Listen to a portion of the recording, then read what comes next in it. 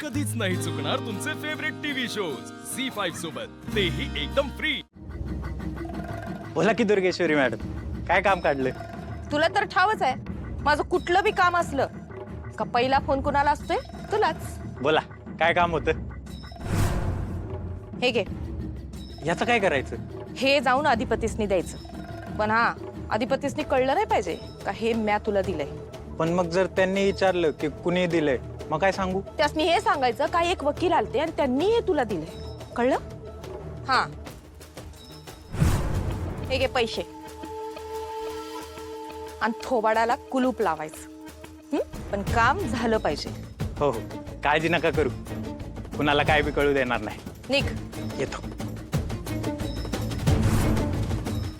आता येईल खरी मज्जा। काय झालं ताई? फोन लागत नाहीये ना? ताई, अगं तुला कळत कसं नाहीये? त्याने तुला अजून अनब्लॉक केलं नाहीये।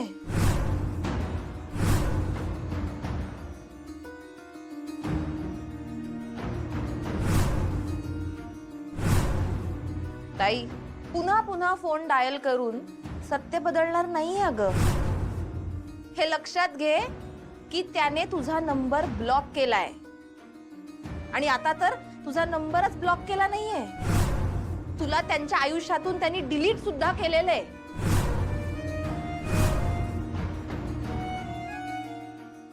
असं कसं होईल अगं? असं अजिबात नाही। ते भेटले होते मला रंगपंचमीला, चांगलं बोलले माझ्याशी, खूप दिवसांनी आमची भेट झाली म्हणून खुश पण झाले होते ते। असं कसं करतील?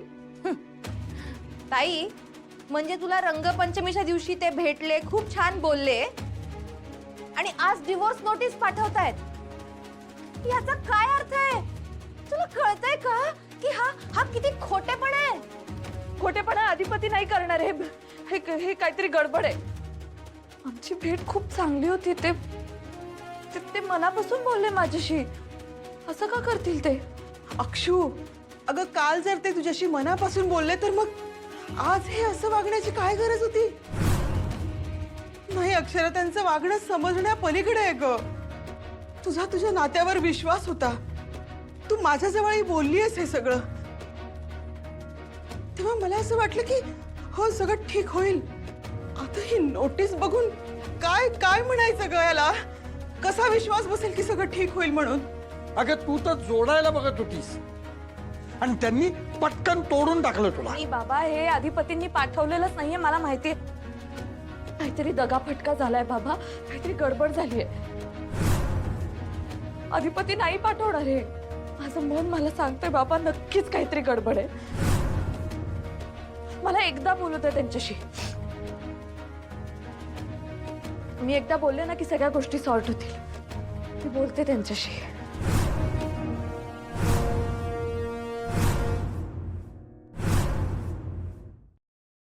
झी5 ॲप डाउनलोड करा आणि पहा सर्व एपिसोड्स एकदम फ्री।